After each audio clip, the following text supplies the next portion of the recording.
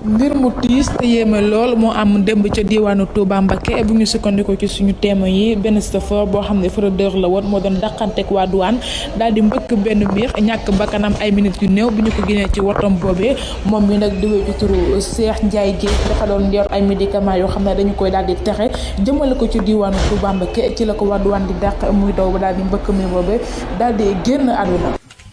bi ci guddi la ma sëñ Bassirou Mbacké moom sëñ Abdoul Khadir Mbacké woo sëriñ Mountakha nee na suba ci benn waxtu na nga fa ñëw tasee fa ak man ak moom yàlla dogal na bi ñëwee itam fekk nañ fa kilifay douane yi mën nañ jee tudd ki nekk Kaolack ak ki nekk Njaarim ak ñeneen ak ñeneen ak directeur général bi nga xam ne moo yilif douane yëpp yàlla bi ñëwee ci kanam sëñ Muntaxa sëñ Basa ngi toog ak nun ñii lañ njëkk a wax ñoom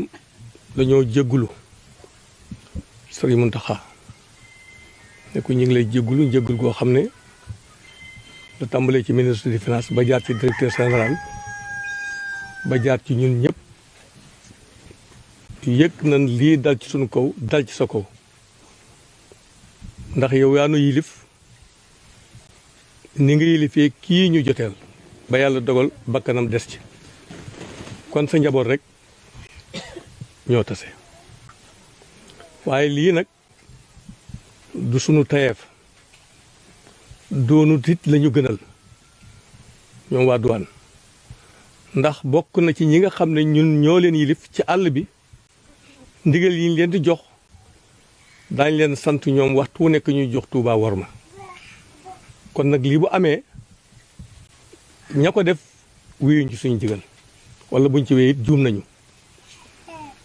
muy mbir moo xam ne naqari na ñun ñi nga xam ne ñoo ko seq ñëpp muy douane ak suñuy kilifa moo tax ci gox bi ñi fi nekk ay kilifa ñëpp woo nañ leen ñu ñëw ci yow siyaare la jaale la wan lay nekk fi jógee noog moom ak nun yëpp yaa ngi yilif sëñ bi jël kàddu wan leen na leen ñoo ñi nga xam ne ñoom ngeen jotal muy njaboot googu sama njaboot ak bopp lañ xamee ma leen ak sama doomi bopp yi ma jur daal dina leen nag tey man maay yoon wi ñëw ngeen wane ne ndogal la ab jullit nag bu ko ndogal jotee mu ñëw ci mbokkam jullitam jéggalu ko te yàlla tax mënu ci leen lu may jéggal ko kon sëñ bi moo wax ci làmmiñu boppam ne leen jéggal naa leen te su ma leen jéggalee mel na ni ñeñ ko seqal ñëpp sama njaboot lañ ñooñu nangu nañ jéggal gi kon jéggal naa leen la nga xam ne moom la war a wax ak ñoom nag moom waa douane du waxi rajo waaye lépp lu ngeen xalaat ne war na koo wax ak ñoom wax na ko wax ga mooy jox Touba war ma ji nga xam ne moom la yàlla jox Touba war ma ji nga xam ne yonent bi sallallahu alayhi wasallam moom la jox Touba war ma ji nga xam ne sëñ Touba moom la jox Touba ba ci moom mii ndax la ko fi jiitoon loolu lépp xam nañ ko du waxi jotaay bi waaye sëñ bi àgg na ci ak ñoom waaye douane it loolu ñuy wax aw këyit wu ñu mandargal nañ ko joxe ay son ci dëkk bi nee na fas yéene na ñoom bu ñuy toppati ba agsi foofu ñoom dañuy wàññi ko Touba moom dutuñ fi teg seen tànk loolu kon bind nañ ko xaatim ko daañ ko weel ci service douane yëpp yàlla dogal na nag douane yi biñ ñëwee joxe nañu ab lim sëñ Mountakha jox ko sëñ Bassirou moom sëñ Abdoul Khadir sëñ Bass jox ma ko ma yëkkate lim boobu jox ko sëñ Fallou Gala Sylla lim bi mi ngi ak sëñ Fallou Gala Sylla muy njaalub kii nga xam ne moo fi jógee ministère des finances ak douane noo ko yëkkati jaalee ko sëñ Cheikh mi faatu. en fait man dama bëggoon dellu si waat rek si méfait tarixa yi daal parce que par exemple gis nga démb dama doon seetaan journal ma gis ay douaniers ay responsable douaniers yu dem seeti xalif bi dem foofu di jéggalu ba pare jox ko 1,5 million pour mu jox ko benn njabootu benn waay mais xam nga li ci gën a yéeme mooy xalif bi daf leen tëkku menacé leen ne leen bu leen duggati suñu ay affaire fii si Touba fii lu fi am ñun ñoo koy gérer suñu bopp yéen seen yoon nekku ci yéen seen douane nam leen ngeen gérer ko feneen mais xam nga li gën a yéeme ci affaire bi xam nga histoire boobu naka la demee c'est que xam nga douane ñoom ñooy xool produit yi dugg ci dëkk bi yëpp pour aar dëkk bi maanaam ku fi bëgg a dugal ay drogue ku fi bëgg a dugal ay produits yu baaxul ñoom ñoo lay xool léegi nag ñoom dañoo remarqué ni ci yoonu Touba boobu dafa bëri ay nit yoo xamante ni dañuy am ay faux médicaments mais Touba lañ koy dugalee mais xam nga faux médicament lu garaaw ci faux médicament mooy faux médicament maanaam poson la nit bu ñu la joxee faux médicament dafa mel ni ñu jox la poson moom médicament bu périmé ñoo yem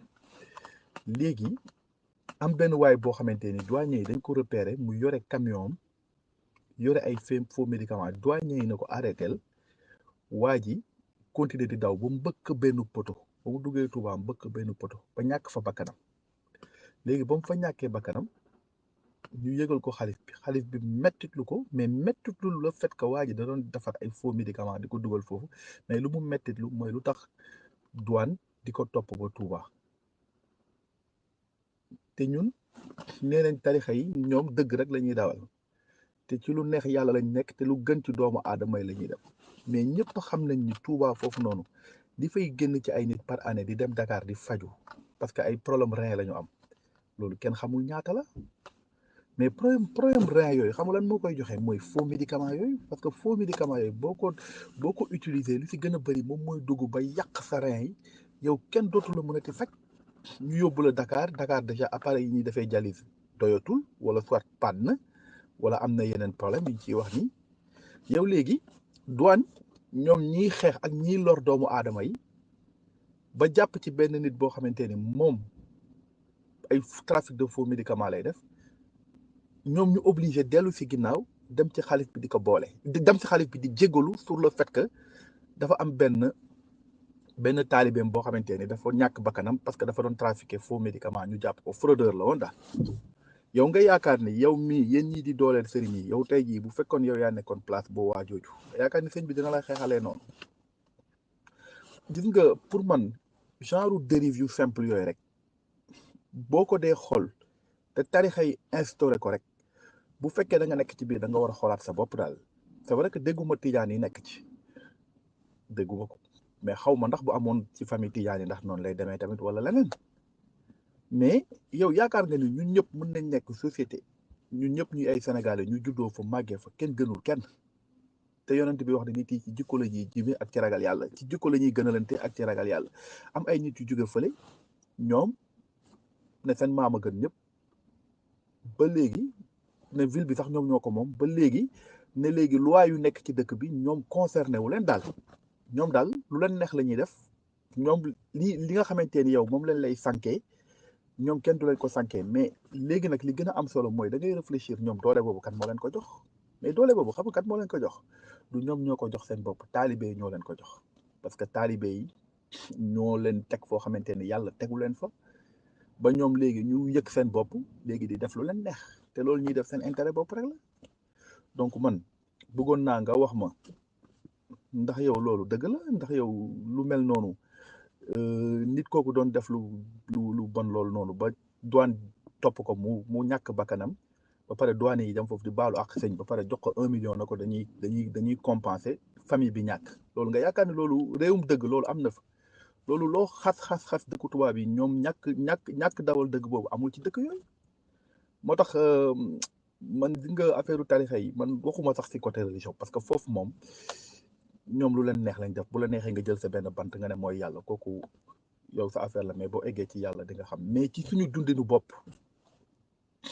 ñoom droit yi nga xamante ni dañ ko fixé ci dëkk bi pour mu simplifier ñëpp seen vie ñoom ñu ne loolu concerné wu leen yow loolu lan nga ci xalaat loolu nag ku koy xalaat tuuti di nga xool ndax yow affaire tarixa yi lu ñu war a dooleel la wala lu ñu war a xeex la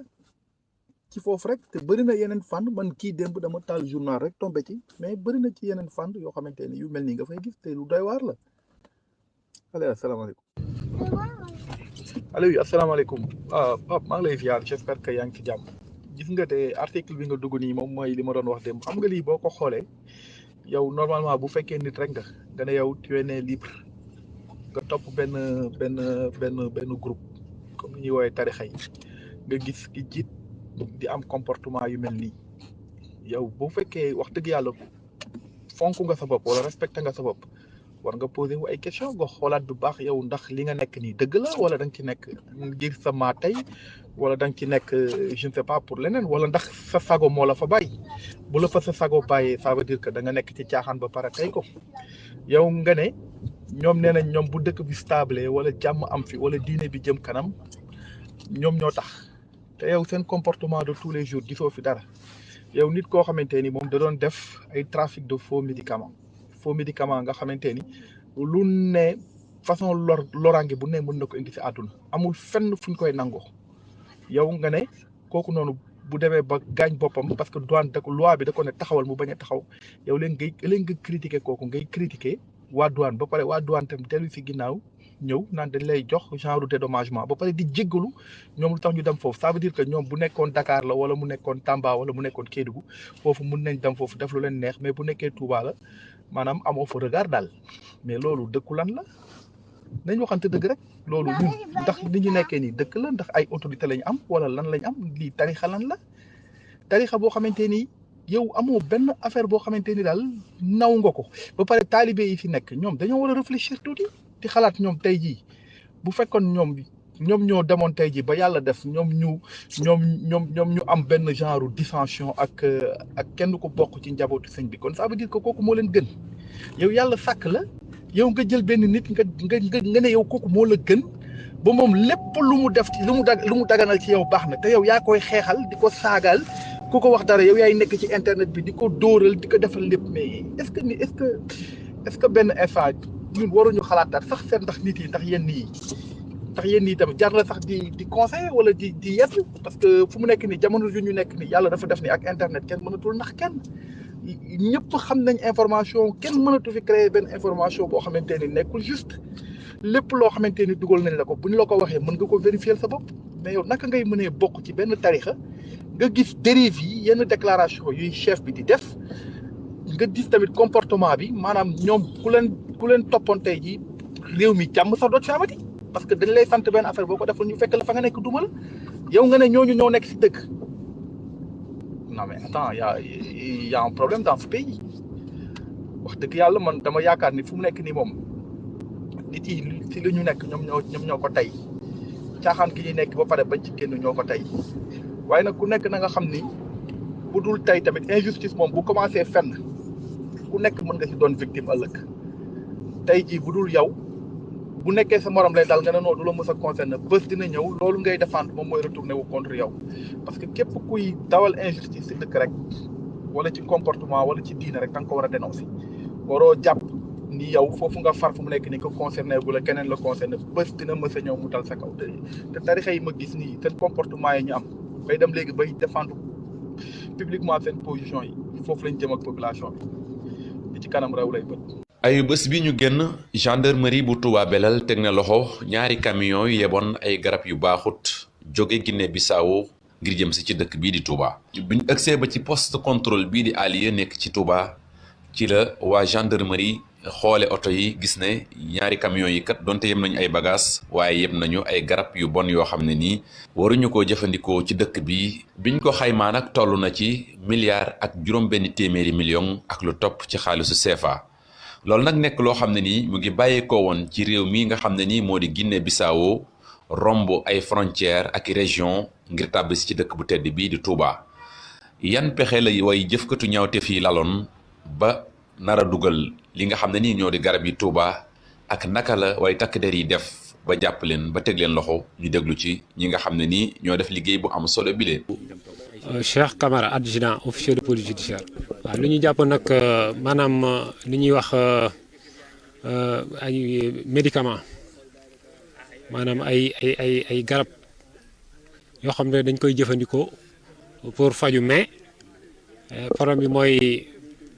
kan xamul fuñ mu jóge ak nuñ ko defaree ça veut dire que boo xoolee ci boîte yi dañ ciy def ay dëkk naan maanaam ay fabrication étrangère bon bëgguñu wax dëkk bii la wala dëkk bële waaye mi ngi jóge nag ci benn pays frontalier bu ñu jege waaw foofu la jóge nag jaar ci dëkk région yu bëri maanaam ba yegg si biir Touba camion yi ak ñaar la ñaar. xob li ngeen jàpp ci xayma ñaata la. waaw ñi jàpp ci li ñuy xayma toll na ci mu wees na daal milliard bi romb na ko. waaw am na ku ñu jot a jàpp nag ku ñu jot a jàpp. muy ay produits ci lim bu jéggi dayoo ñetti téeméeri kuli ñu chargé ko ci ñaari camion buñ ko xaymaa mu toll ci 1 milliard ak juróom benn téeméeri million ak fanweer ak juróom ak fanweeri junni ak ñaar fukki junni kaawu cancer yu bees dañ ko gis Sénégal chaque année 10 000 nouveaux cas ca loolu dara warulu ko lu dul ay garab yoo xam ne nii ak yeneen produits yoo xam ne dañu ko jëfandikoo jaarul yoon mën naa sabab yeneen feebar insuffisance rénale ku ne gis na Touba rang ba pour rek ñu defal la dialyse leneen li du ma ci déglu ay tension yeeg cardiaque yeeg insuffisance hépatique ku ne dégg na ku nekk li ko waral lépp mooy jëfandikoo mbir yu mel nii loolu nag la muy indi mooy sunu système de santé suñu tax toralin ci santé moom mooy perturbé wu complètement effort yi état bi yëpp def mooy anéantiru mooy tëdd ci suuf ndax politique médicament politique santé lu mu dëgër dëgër njeextale rek mooy faj ga mooy joxe garab bu fekkee ne garab bu baaxul la nga def lépp ak jumtukaaya dafay naax saay kon li ñuy wax échec thérapeutique yéen ñëpp dégg ngeen ko ci médecins yi Touba ñu koy jooytu da ngay faj doo gis tan da ngay jox garab joxaat ko ay doses yu ëpp feebar bay dellu ginnaaw loolu la koy waral garab gu efficaceul kese la lii nag du garab sax waaye posen la ndax nee naa leen garab yooyu amu ci benn xam ne référence nañ ko xamuñu ko sax fii loolu nag bi mu xewee ordre bi nga xam ne nii moom la état bi jox légalité muy défendre profession yi ak population devant les juridictions dañu ko mettre maître Babou. Ignorons de ce scandale. D'abord, il faut camper le débat. C'est essentiel. Touba,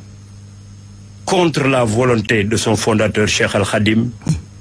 qui voulait faire de cette cité une cité bénie où on adoue Dieu, Touba est devenu un lieu de tous les trafics. Touba est quand même la sainte. C'est la sainte. Il a voulu faire la sainte. Mais nous vivons une réalité à Touba. Touba est le milieu où tous les trafics se font. Commençons par les trafics de véhicules, les rimes. Commençons par le trafic de chanvre indien. Il nous arrive au tribunal d'avoir des procès pour lesquels des saisies sont faits camions de chanvre indien. Touba, tout le monde le sait, les malfrats de tous bords, de tous acabits, viennent se réfugier à Touba. Mais aussi, Touba, hélas, est le milieu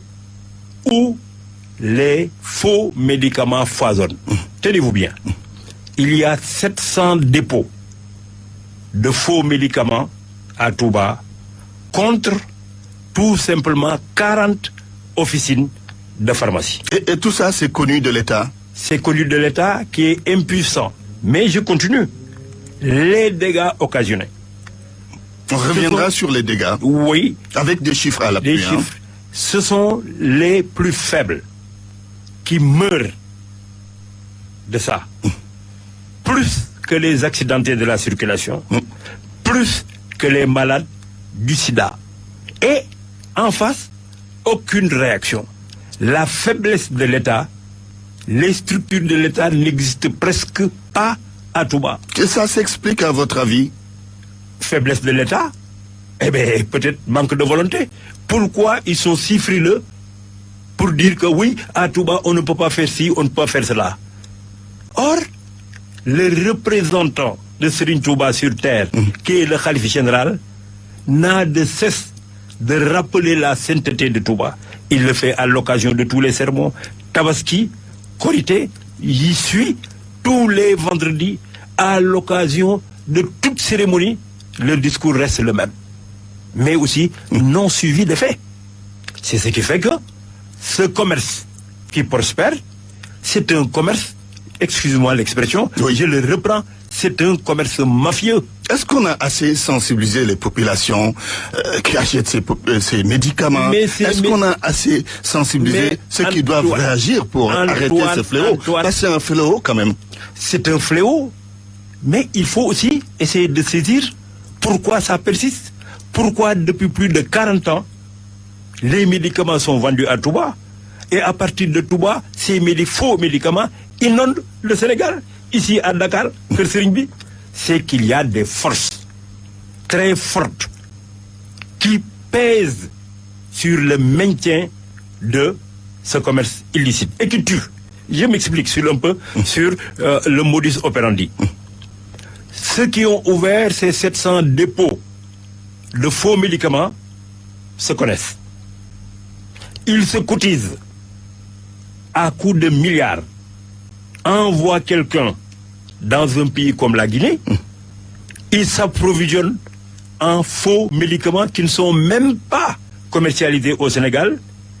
De retour à Touba, il les déverse sur le marché. Posez-vous des questions. Pourquoi même la douane n'intervient pas? Comment on peut circuler avec de gros porteurs, de gros camions, comme dans le cas en l'espèce, 2 camions qui contiennent un chargement de 1,350 milliard de faux médicaments non contrôlés de la Guinée jusqu'à Touba. Tout de même, il y a anguille. ñi ngi may menacé ku mel ni Khadim Mbacké professeur IFAN menacé na ma dem na ci kii nii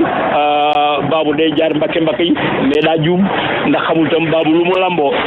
menacé na ma kooku c'est pas un digne Mbacké fii jéem nañ maa ger nit woo na ma bëgg ñëw sama kër ma bañ ànd ak nitu tribunal ma bañ nit woo na ma ni ma maître Babou dossier bii mënoon nga ci am loo xam nii robb sax dootoo ko sol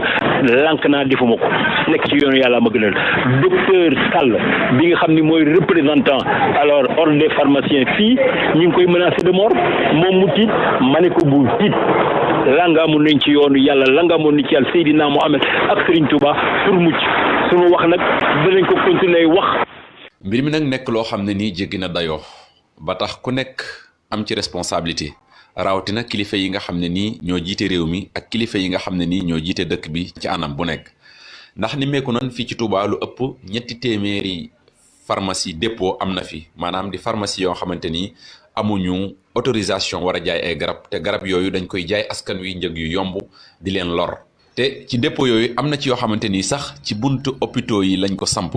te askan wi ñu ci bëri ràññeewuñu ndax fii lañ war a jëndee wala fële lañ war a jëndee li leen ëppal solo rek mooy ne ñëg gi yomb waaye li ñuy naan est-ce que wér na wala wérul leneen li ñu ci déplorer mooy ñi nga xam ne ni ñoo nekk ci bërëb yooyu di jaay garab yi ñu ci bëri amuñu xam-xam bu jëm ci loolu te nag lépp loo xam ne ni day dugg ci biirub doomu aadama rawatina ay garab loolu kat war naa nekk loo xamante ni war nañ koo saytu. kon laaj bi ñuy samp mooy lan la ñu war a jël comme solution ban saafara la ñu war a taxawal ba fexe ba garab yu bon yi dootul dugg ci Sénégal rawatina ci dëkk bu tedd bi di Touba ndax jotut ñu dem ba ca marché Ocass tas marché bi nga xam ne ni moom la ñu tuddee marché fraude te li ëpp ci garab yi foofu lañ koy jaayee ak yeneen pharmacie yi nga xam ne ni amuñu autorisation jaay te ña fay jaayee xamuñu benn xam-xam ci njaayum garab ndax jotut ñu tëj leen. te seetlu nañ fii ci Touba dañoo am jafe-jafe li ñuy wooyee ay pharmacie dëkk boo xam ne am na 800 pharmacie te 33 pharmacie ñoo ci légal ñooy pharmacie yoo xam ne docteur a ko yor jàng ko 7 ans lii nag maa ngi ko sukkandiku ci ordre pharmacie yi def benn publicité di ko jàll ci rajo yi local yi ñu bëggoon ñu dëkk Touba xam na ay Sénégalais lañ dañuy fay impôt di fay ay droit comme ñëpp nañu état bi dimbali indi nañu fi pharmacie yu légal pharmacie yi légal yu fi nekkul état bi jëm wax sëriñ bi ñu jëlee ko fi ndax mi nga lor nit ñi médecin chef bi nekk Njaareem daaw wax na ne Touba mooy dëkk bu ëpp problème mu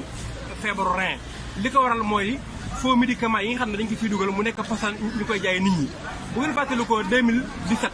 am na camion bu ñu jàppoon fii ci wetu Touba xam ne Touba jëm si woon te lam sëfoon faux médicament la dañ kaa jàpp si ko ba léegi ñu ngi ci procès te fii ci Touba seetlu nañ am na 1000 pharmacie wala lu manqué te 33 pharmacie ñoo ci légal gis da it ko xam ne man mi waxee yow ni sama yaay xaw tur bu nekk ci victime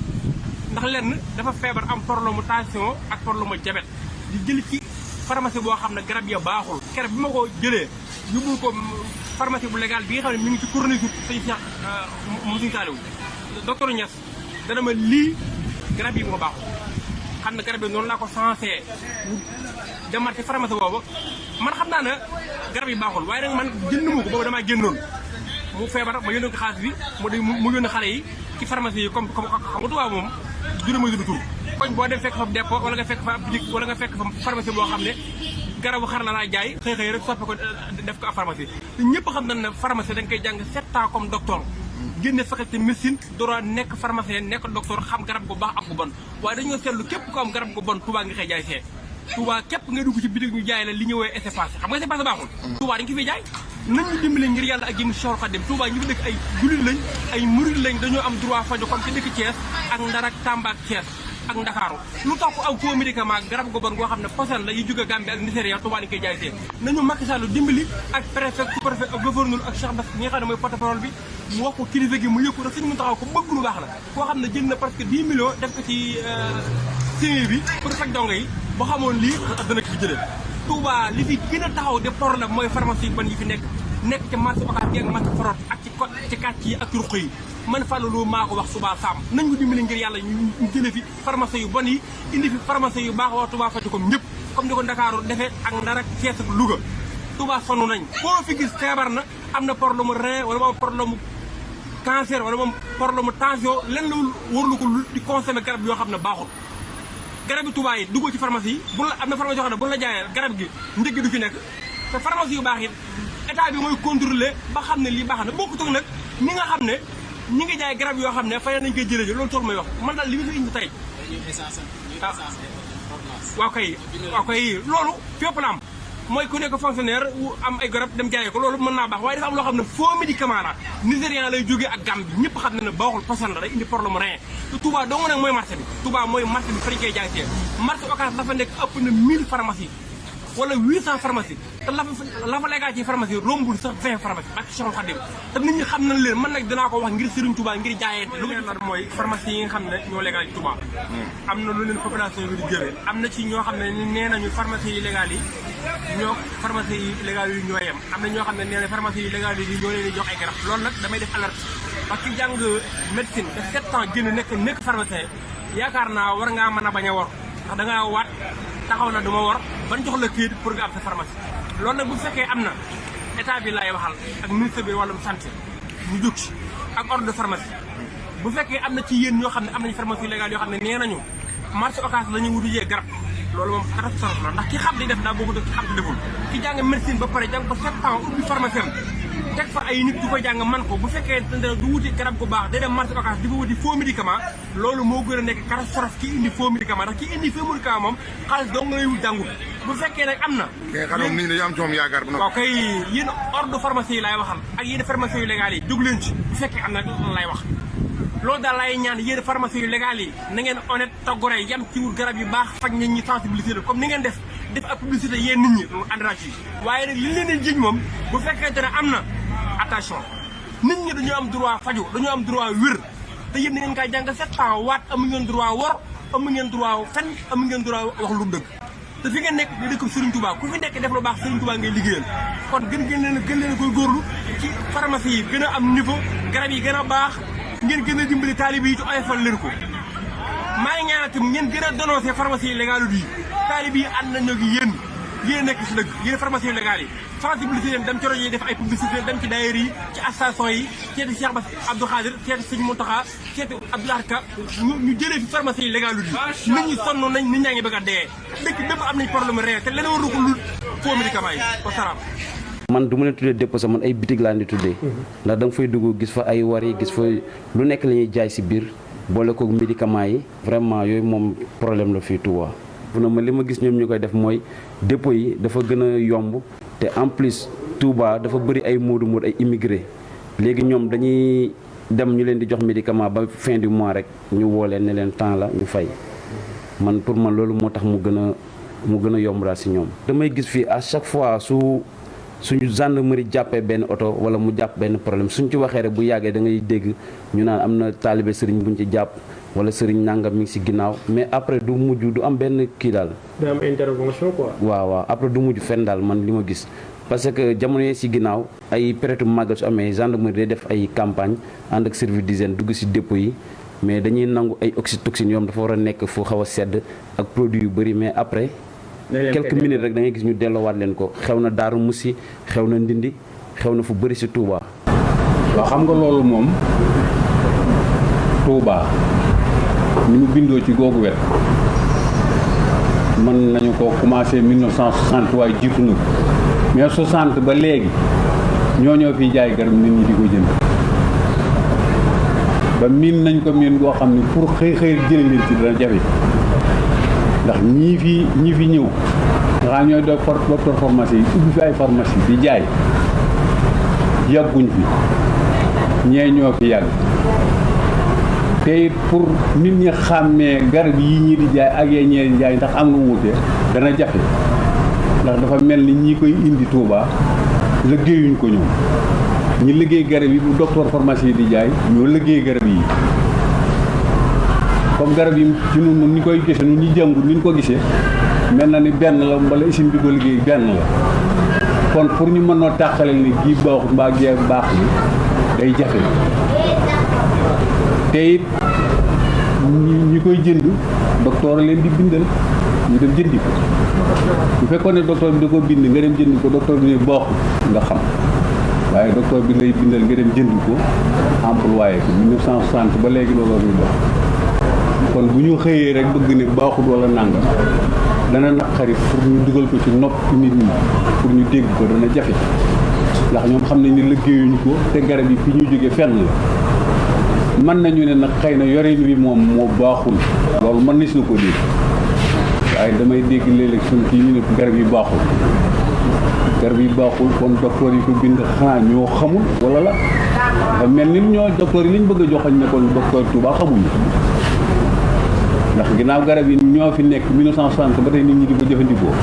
bu ñu xëyee ne garab yi baaxul day faj day wàññi nàngam nit ñi day wàññi nàngam nit ñi te ay docteur a fi ne di ko bind loolu yi dañuy daal di jaaxal day laaj explication bu mag. par rapport ak ni ko président comité de santé bi wax yaakaar naa garab yi dafa am li ñu naan contrefaçon buñ gis ñu niiroo rek ñu ne ñenn ñi ñoo ko defar bu ñu waxee loolu rek dana doon erreur bu mag a mag parce que garab gi xaalis bi dafa bari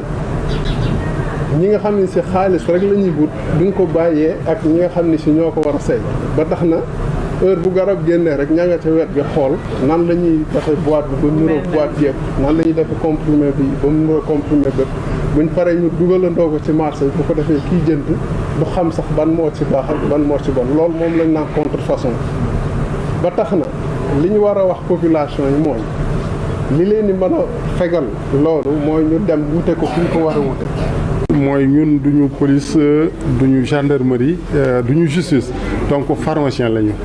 tamit duñu autorité politique duñu autorité religieuse li ñu mën a def mooy sensibiliser nit ñi nga xamante ni ñoo jariñoo médicament yooyu ñi wax leen danger yi nekk ci médicament yooyu bu ko defee ndax ñoom ñu changer comportement ngir lu leen aar seen wér-gu-yaram mais surtout beneen bi nag nga xamante ni ñi nga xamante ni wut xaalis rek xaj na def nañ doon jaay drogue wala ñu def yeneen ba peut-être loolu gis nañ ni peut-être xay garab yi moo gën a ëpp rentabilité ñu dugg ci circuit boobu ñooñu waaw duñu seet dara ci wér-gu-yaramu nit ñi seen yoon nekkul ci wér-gu-yaram l'essentiel daal nañu am xaalis te ñoom nag circuit parallèle bi la ñu am parce que mënuñu àgg ci circuit bi ma loon wax circuit officiel mënu ci am donc ci jaay ci dëkk bi jaay ci marché yi jaay ci luuma yi jaar ci dëkk yu mel nii loolu rek la ñu am kon nag garab yooyu moom amul vraiment benn danger la sur toute la ligne pour la population. mais bi ñu ñëwee nag Touba liñ fi gis jéggi na dayoo ndax gis nañu ay boutiques yi nga xam dañuy jaay garab te duñu pharmacie loolu ñëpp nag di ko dénoncer te li ci gën a métti mooy dañuy gis ci kanamu hôpital yi la ñuy taxaw di jaay seen garab loolu nag doy na waar bi ñu waxtaan nañ ci waa Kër Docteur ñoom sàkku nañu ci ñun journalistes yi ñu yëkkati seen kàddu wax population yi ne médicaments yooyu ñuy jëli foofu baaxul ñu bañ faa demati waaye ñi nga xam tamit ñoom ñoo yor kaaraange population bi muy autorité ñu mun a waxtaan ak ñoom pour que lii ñu mën ko xeex ba mu jóge fi léegi nag li may wax mooy ñun journalistes yi nga xam dañuy yëngu ci mbirum wér-gu-yaram